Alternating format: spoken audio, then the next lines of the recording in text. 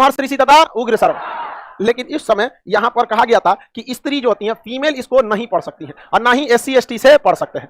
भले सुन सकते हैं, समझ में आ गया कि नहीं, लेकिन पढ़ नहीं सकते। गलत बात है कि नहीं? ऐसा क्या है भाई स्त्री लोग में आज, लेकिन हर जगह में स्त्री आगे हैं। अब तो वेद भी पढ़ा भी रही हैं। एक समय आया था जब इन पे पढ़ने पर भी क्या लगाया गया था, बैन लगाया गया था। तो बताइए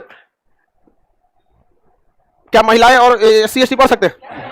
अभी के समय नहीं, उस समय नहीं।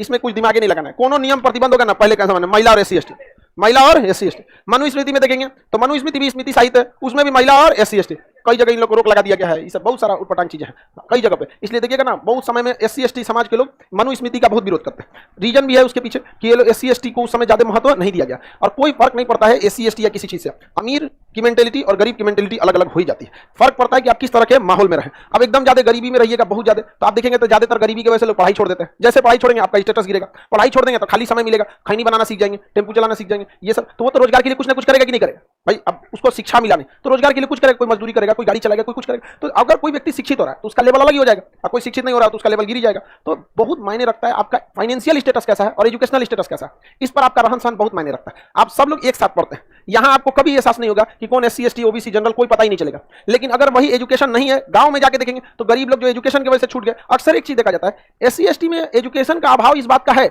लेकिन अगर गौर से देखिएगा तो SC ST में एजुकेशन का मुख्य रूप से अभाव गरीबी के कारण है। कोई ये नहीं चाहता कि हमारा बेटा नहीं पढ़े, चाहे किसी जाति का हो, SC ST OBC माइनॉरिटी कहीं का भी। तो गरीबी भी एक बहुत बड़ी कारण बन गई। और जितने भी बढ़िया स्कूल है जो वेल मतलब एजुकेशन अच्छा दे सकते हैं, वो सारा का सारा स्कूल नेताओं का है, पीछे से किसी के नाम पे करा दिए है नेताओं का।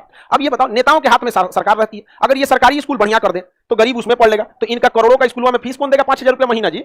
समझे? मेन गेम समझिए, सरकारी स्कूल सरकारी हॉस्पिटल सही नहीं होने का मेन गेम ये है कि जिन्हें सही करना है वही करेंगे। आप समझ में आ गया मशरूमों का तो गड़बड़ चीजें यहाँ पर। खैर ये सब महिलाओं और SC देख रहे हैं कितना अत्याचार हुआ था, और हकीकत भी यही है, सबसे ज्यादा अत्याचार यही दो लोग इंडिया में से हैं, महिला और SC ST। आज आगे बढ़ जाते हैं तो बताइए, आपको पुराण भी बता दिए।